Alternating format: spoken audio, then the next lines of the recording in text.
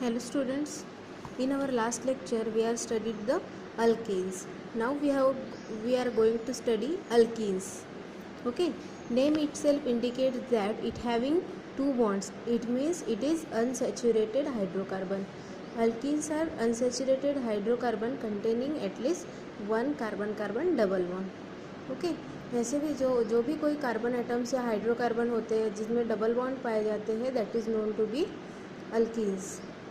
Alkenes with one carbon-carbon double bond contain two hydrogen atom less than corresponding alkenes.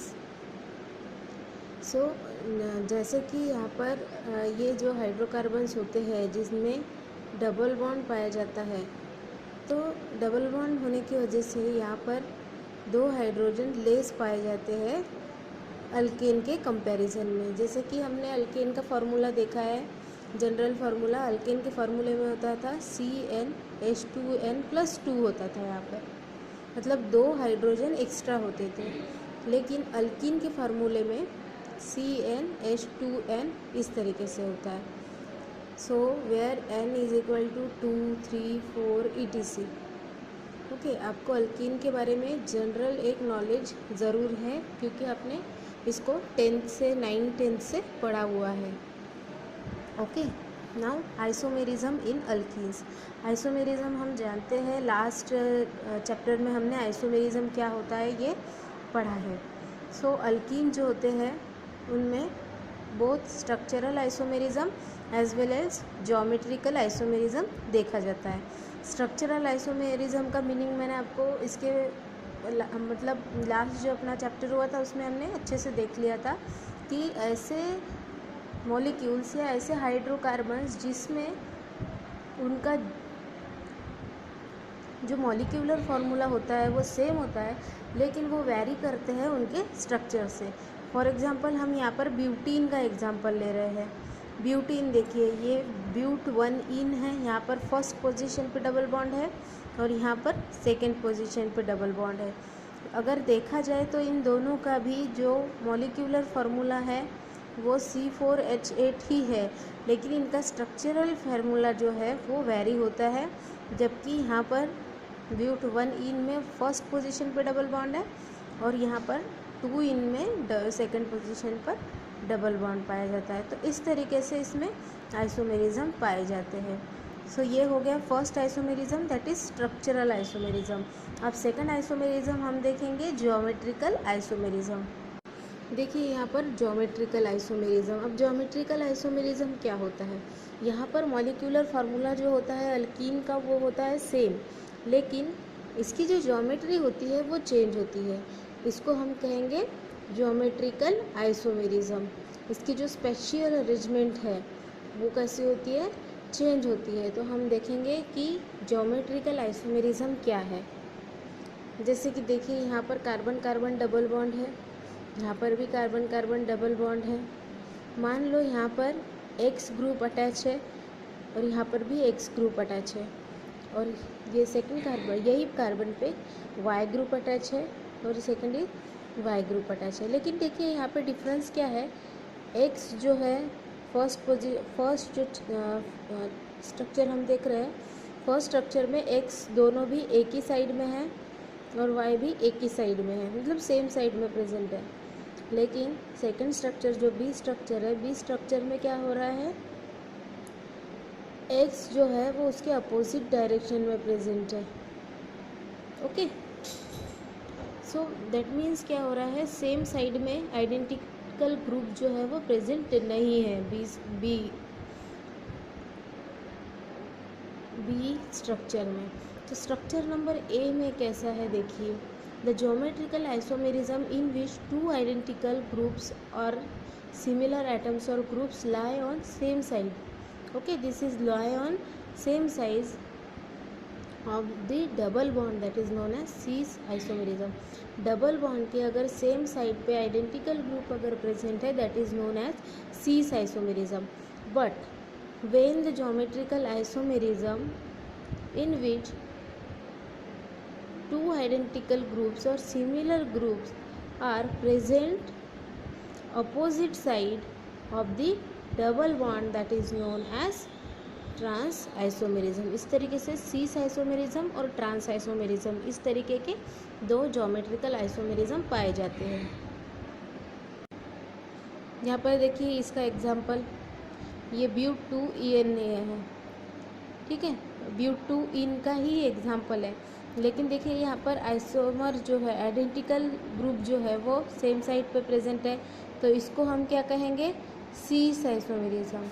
और ये जो है इसमें आइडेंटिकल ग्रुप्स अपोजिट साइड में प्रेजेंट है, तो इसको हम कहेंगे ट्रांस आइसोमेरिज्म।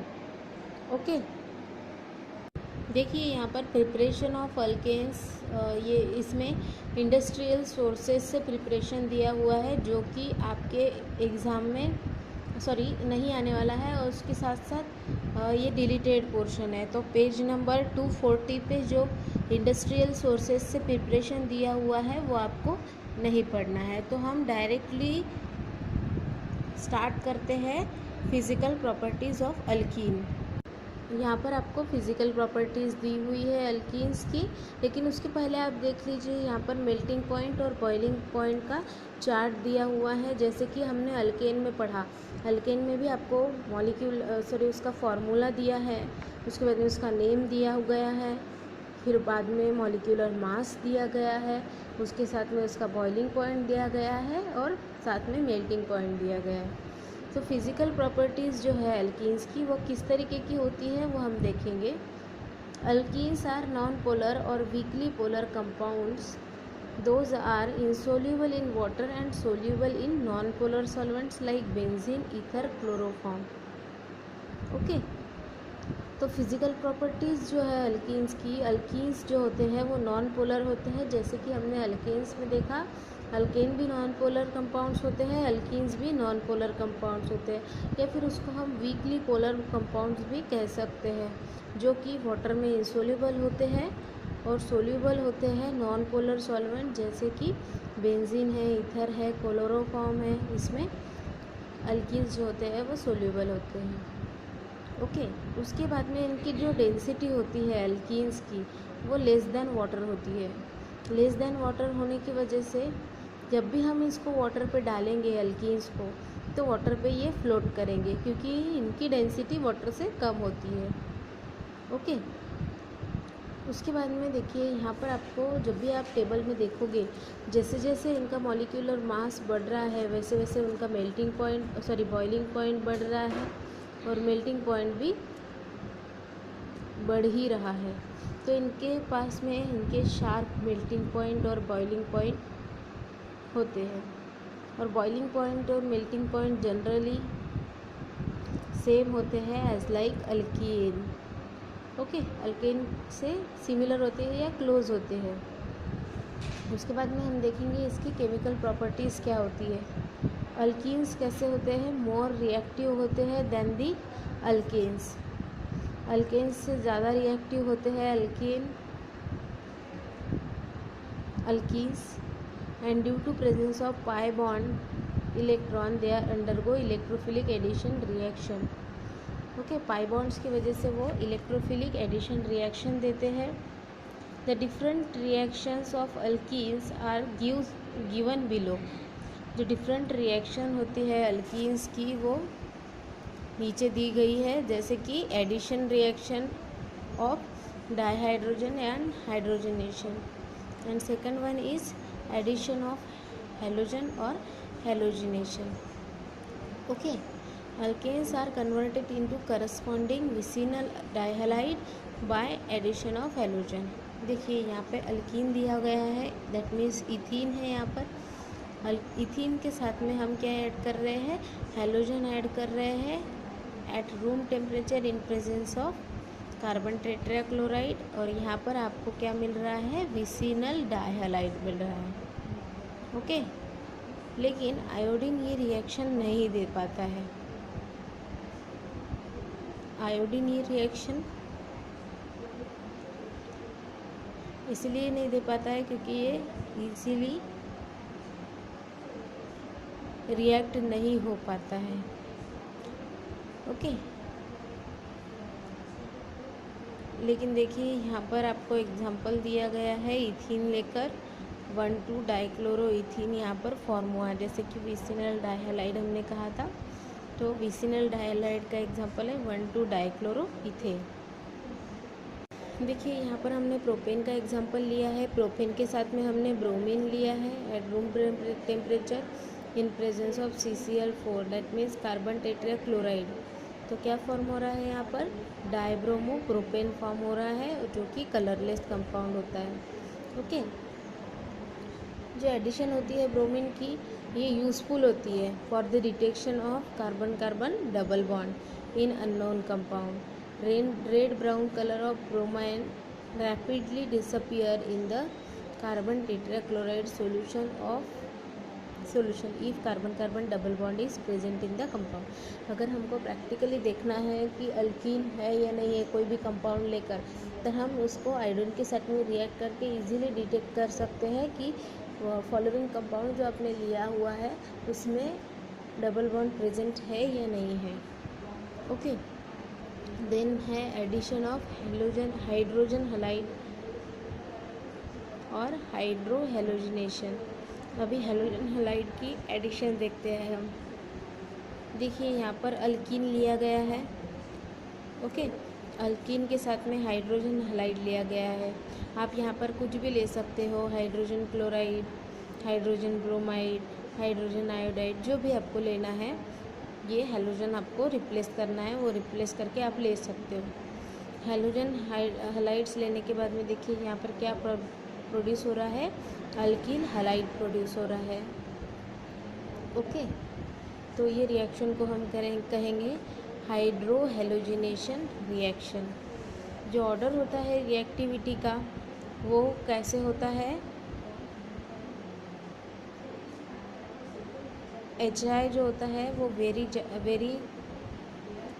रिएक्टिव कंपाउंड होता है than the HBr, and this is less reactive than the this is more reactive than the HCl. Okay, addition reaction of HBr is symmetrical to symmetrical alkane. Addition जो होती है HBr की in symmetrical alkane yield only one product. देखिए ethene जो होता है, ethene की reaction होती है HBr के साथ में, हाइड्रोजन ब्रोमाइड के साथ में, और यहाँ पर प्रोड्यूस हो रहा है ब्रोमो इथेन। यहाँ पर इथेन की रिएक्शन फिर से HBr के साथ में दी गई है, इसमें भी ब्रोमो इथेन ही फॉर्म हुआ है, लेकिन सिर्फ इतना सा डिफरेंस है कि यहाँ पर बैकवर्ड पोजीशन पे ब्रोमीन अटैच हुआ है, यहाँ पर फ्रंट पोजीशन पे ब्रोमीन अटैच हुआ है। तो इस तरीके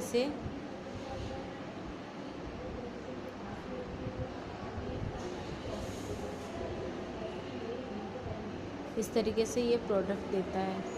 अभी हम देखेंगे addition reaction of HBr to unsymmetrical alkenes. ये सिमेट्रिकल अल्कीन्स में इजीली वो अटैच हो गया। अब अनसिमेट्रिकल अल्कीन्स में वो किस तरीके से अटैच होता है वो हम देखेंगे। देखिए यहाँ पर एडिशन रिएक्शन हुई है HBr की to the unsymmetrical alkyne.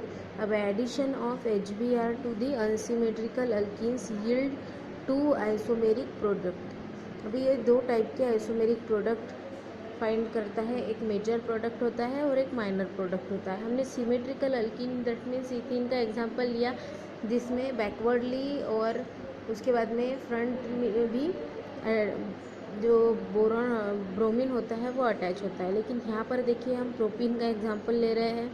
Propene जो होता है उसके साथ में हाइड्रोजन हैलाइड, जब हम फॉर एग्जांपल ब्रोमाइड है, हाइड्रोजन ब्रोमाइड के साथ में उसकी रिएक्शन कर रहे हैं, तो ये जो अल्कीन है ये सिमेट्रिकल नहीं है।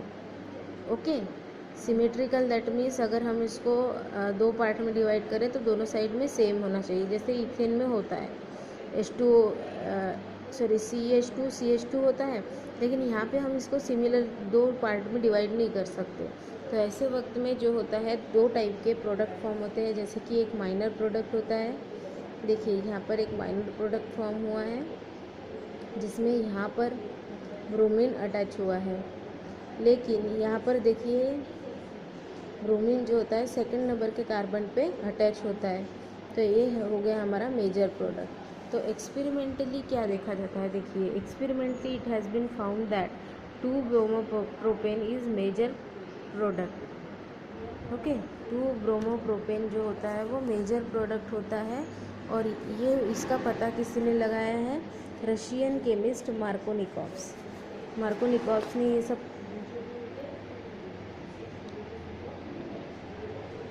इसको स्टडी किया गया है।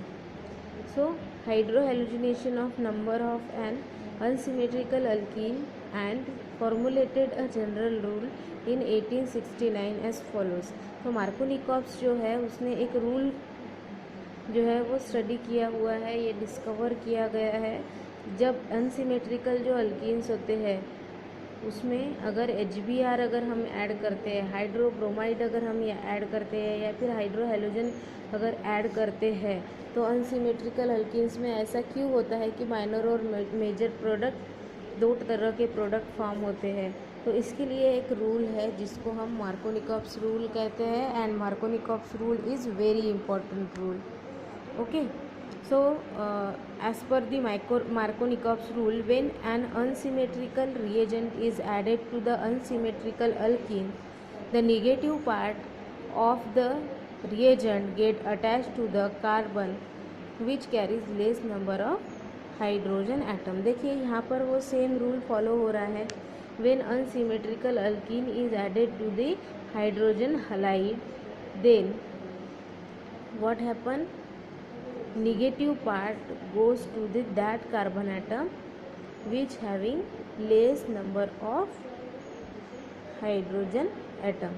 देखिए ये हाइड्रोजन जो ब्रोमीन होता है वो इसको अटैच होता है कार्बन को, क्योंकि इसमें less number of hydrogen atom possess किए गए हैं। ओके, तो इस तरीके से ये रूल है मार्कोनिकॉव्स का। और ये जो प्रोडक्ट फॉर्म होता है वो मेजर प्रोडक्ट होता है जिसमें कि सबसे कम हाइड्रोजन के नंबर्स होते हैं, उसमें ब्रोमीन ऐड होता है and this is the major product. अब एंटी मार्कोनिकॉव्स रूल भी है, वो क्या कहता है देखिए। एंटी मार्कोनिकॉव्स रूल को पेरोक्साइड इफेक्ट और खराश इफेक्ट भी कहते हैं या फिर मायो इफेक्ट भी कहते हैं। इन 1933 MS खराश and FR Mayo discovered the addition of hydrogen bromide to the unsymmetrical alkane in presence of organic peroxide, and it takes place in opposite orientation to suggest by the Markovnikov's rule। अब यहाँ पर देखिए एक unsymmetrical alkyne है propene, उसको अगर हम HBr add कर रहे हैं in presence of benzoyl peroxide, तो क्या होता है, बेंजोइल पेरोक्साइड ऐड करने के बाद में ये ब्रोमीन जो होता है वो डायरेक्टली अटैच होता है उस कार्बन एटम से जहाँ पर डबल बॉन्ड प्रेजेंट होता है। ओके, ये अपोजिट ओरिएंटेशन लेता है। यहाँ पर ऐसे नहीं होता कि जो कार्बन है हाइड्रोजन का लेस नंबर पजेस करता है उसके ही तरफ जाएगा या मेजर या माइनर दो टाइप के प्रोडक्ट फॉर्म करेगा, ऐसा नहीं होता है यहाँ पर में। ओके, तो इस तरीके से एंटी मार्कोनिकॉव्स रूल है। यहाँ पर आपको एग्जांपल दिया गया है, आप अच्छे से इसको पढ़ सकते हो। Then addition of sulphuric acid. अब एडिशन ऑफ सल्फ्यूरिक एसिड देखते हैं हम। So alkene react with cold concentrated sulfuric acid to form alkyl hydrogen sulfate. The addition takes place according to the Markovnikov's rule। तो यहाँ पर देखिए alkyne है, ये सिमेट्रिकल अल्कीन है, ये कोल्ड कॉन्सेंट्रेटेड H2SO4 है। तो यहाँ पर बॉन्ड ब्रेकिंग होगा, बॉन्ड ब्रेक होकर के क्या होगा, OSO3H जो है वो किस पे अटैच होगा,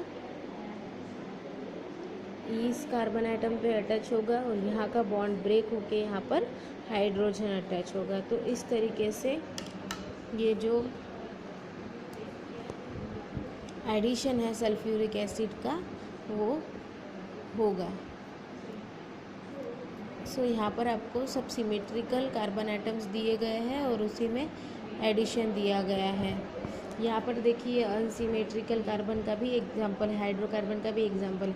यहाँ पर less number of carbon atom है, तो ये जो H2SO4 है इसमें का OSO3H जो है वो इस कार्बन आइटम को अटैच होगा, क्योंकि ये less number of hydrogen possess कर रहा है। तो इस तरीके से मार्कोनिकॉप्स रूल के साथ में एडिशन होगा सल्फ्यूरिक एसिड का इन अल्कीन।